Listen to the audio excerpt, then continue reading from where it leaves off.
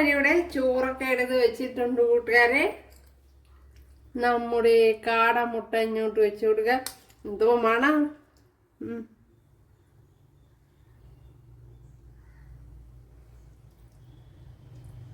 ചോറിന് ഇത് മതി കൂട്ടുകാരെ. ചോറിനും പുട്ടിനും നല്ല കോമ്പിനേഷനാണ്.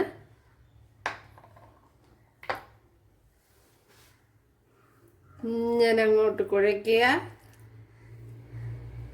തിന്നുക.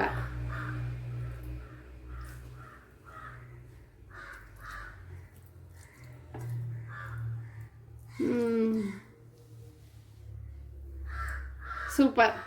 ഇപ്പോൾ വീഡിയോയിലേക്ക് പോവാം. ഹായ് കൂട്ടുകാരെ, ശലം ബ്ലോസിലേക്ക് സ്വാഗതം. ഇന്ന് കാടമുട്ട വെച്ചൊരു റെസിപ്പി നോക്കാം. ഇത് ചോറിൻ്റെ കൂട്ടത്തൊക്കെ കഴിക്കാൻ പറ്റിയ ഒരു റെസിപ്പിയാണ് തയ്യാറാക്കുന്നത്. അതിനുവേണ്ടി ഇതേപോലെ ഒരു കവറാണ് എടുത്തിരിക്കുന്നത്. അപ്പോൾ ഇതെല്ലാം ഒരു കവറിൽ 10 കാണാം. ഞങ്ങളുടെ ചട്ടിയിലോട്ട് വെച്ച് കൊടുത്തിട്ടുണ്ട്. ഇതിലേക്ക് ഉപ്പ് ഇട്ട് കൊടുത്തിട്ടുണ്ട്. വേകാൻ ആവശ്യമായ വെള്ളം ചേർത്ത് കൊടുത്തിട്ടുണ്ട്. അപ്പോൾ നമ്മുടെ കാടമുട്ടയെല്ലാം വെന്തിട്ടുണ്ട് കൂട്ടുകാരെ. അപ്പോൾ ഇതുപോലെ എൻ്റെ തോടിനെ മാറ്റിയെടുക്കണം.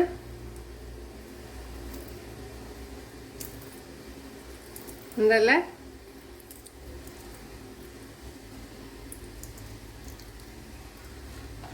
എല്ലാം ഇതുപോലെ ഇളക്കിയെടുക്കുക. നമ്മുടെ കാടമുട്ടയെല്ലാം കണ്ടല്ലേ ഇതുപോലെ എടുത്തിട്ടുണ്ട്. ഇനി ഇവിടെ ഒരു ചട്ടി വെച്ച് കൊടുക്കുക.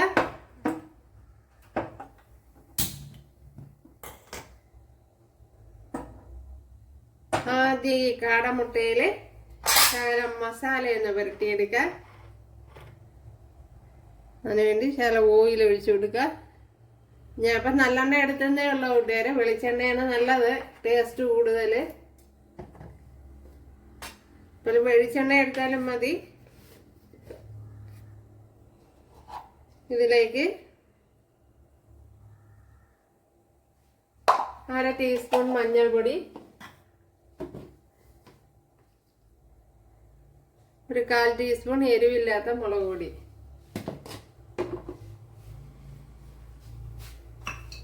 ഒരു 1/4 ടീസ്പൂൺ കുരുമുളക് പൊടി. കുരുമുളക് പൊടി കൂടുതൽ ചേർക്കണമെന്നുള്ളവർക്ക് ചേർത്ത് കൊടുക്കാം. ഇനി നമ്മുടെ മുട്ട ഇതിലേക്ക് എടുത്തിട്ട് കൊടുക്കാം. നമ്മുടെ കാടമുട്ട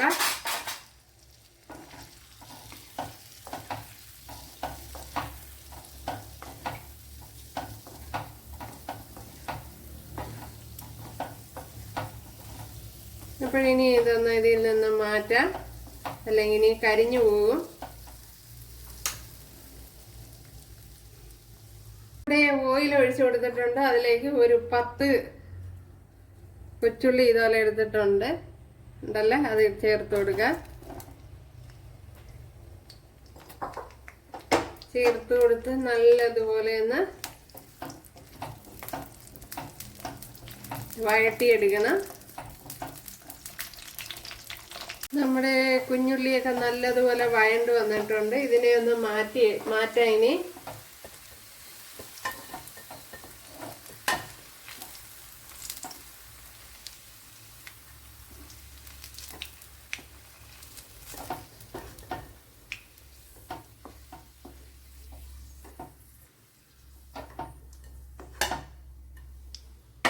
അപ്പോഴതെല്ലാം ഇവിടെ മാറ്റിയിട്ടുണ്ട്. അപ്പോൾ നല്ല മൂത്തതിന് ശേഷമാണ് മാറ്റിയത് ഉണ്ടല്ലോ. ഇനി ഇതിലേക്ക് ഇതേപോലെ ചെറിയൊരു പീസ് ഇഞ്ചി,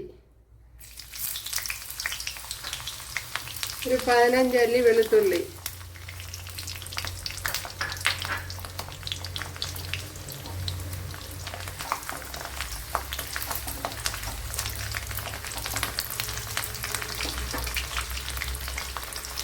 ഇപ്പോഴിവിടെ വെളുത്തുള്ളിയും വഴണ്ട് വന്നിട്ടുണ്ട്.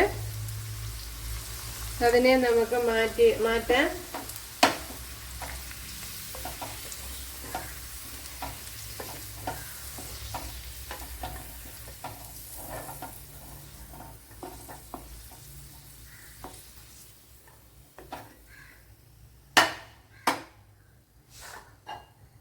ഇനി ഇതിലേക്ക് വറ്റൽമുളക്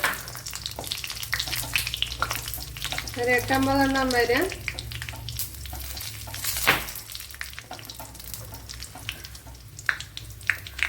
ഇവരൊന്ന് കട്ട് ചെയ്ത് ഇട്ട് കൊടുത്താൽ ഇതുപോലെ പൊട്ടിത്തെറിക്കില്ല. കട്ട് ചെയ്യാതെ ഇട്ട് കൊടുത്താലാണ് പൊട്ടിത്തെറിച്ച്. ഒന്ന് രണ്ടായിട്ട് മുറിച്ചിട്ട് കൊടുത്താൽ വലിയ പ്രശ്നം വരില്ല. ഇനി ഇത് കഴിഞ്ഞ് 2 തക്കാളിപ്പഴം എടുത്തിട്ടുണ്ട്, അത് ചേർത്ത് കൊടുക്കുക.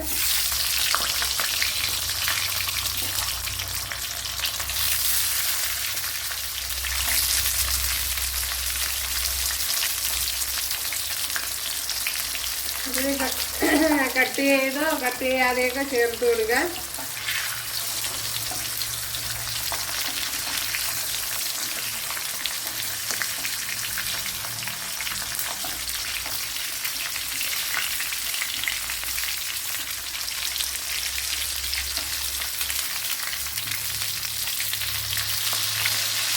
ഇതേപോലെ മറിച്ചും തിരിച്ചൊക്കെ ഇട്ട് കൊടുക്കുക.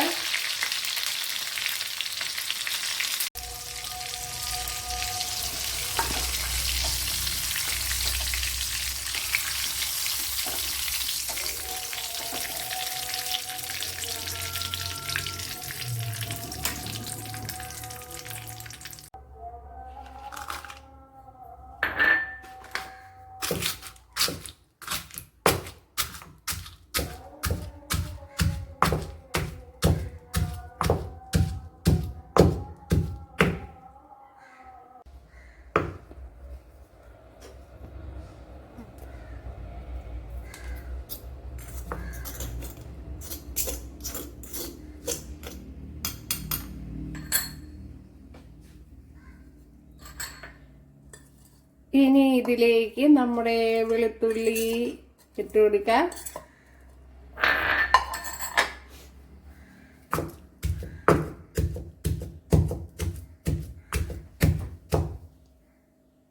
ഇനി നമ്മുടെ കുഞ്ഞുള്ളി ഫ്രൈ ചെയ്ത് വെച്ചത് ഇട്ട് കൊടുക്കാം. അപ്പോൾ കുഞ്ഞുള്ളി ഇതുപോലെ നല്ലപോലെ ഫ്രൈ ആവണം.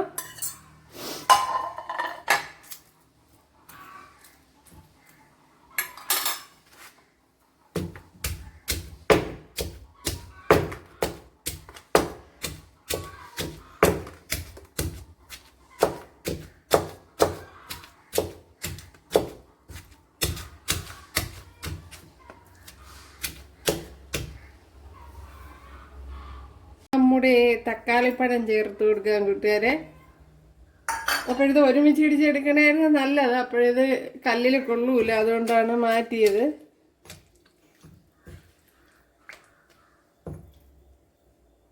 പുളി ഇടിച്ചെടുക്കാം.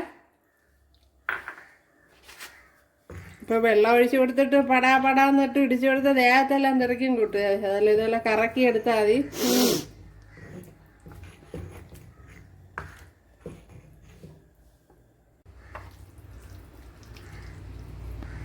എന്താ കൂട്ടുകാരെ, അപ്പൊ ഇടികല്ലിൽ ഇത് കൊള്ളൂല കൂട്ടുകാരെ, അതുകൊണ്ടാണ് ഞാൻ ഇങ്ങനെ പാത്രത്തിൽ എത്തി ഞാറിടണ.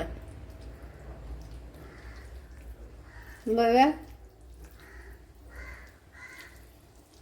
അതും കൂടെ കഴുകി ഒഴിച്ചു കൊടുക്ക. ഇത് പുളിവെള്ളമാണ് കൂട്ടുകാരെ.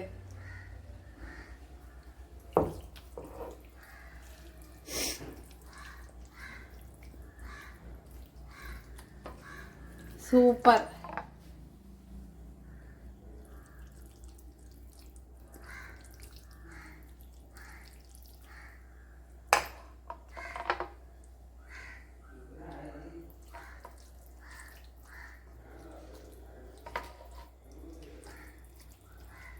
ചേർത്ത് അങ്ങോട്ടൊന്ന് ഞരടണം ഇതുപോലെ.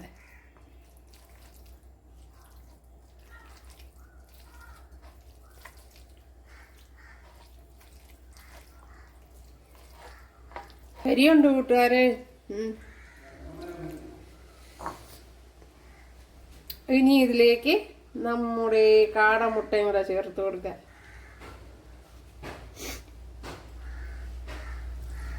ആ ഓയിലെല്ലാം കൂടെ ചേർത്ത് അങ്ങോട്ട് കുഴച്ചെടുക്കണം കൂട്ടുകാരെ.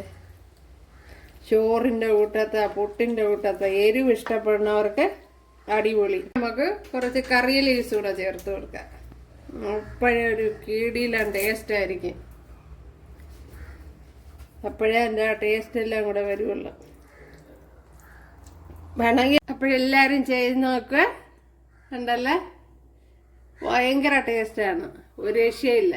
അപ്പോൾ എല്ലാവരും ചെയ്യുന്നതൊക്കെ ഇഷ്ടമായാൽ സബ്സ്ക്രൈബ് ചെയ്ത് സപ്പോർട്ട് ചെയ്യുക. അടുത്തൊരു വീഡിയോ ആയിട്ട് കാണാമെന്ന് പറഞ്ഞുകൊണ്ട് എല്ലാവർക്കും താങ്ക്സ്.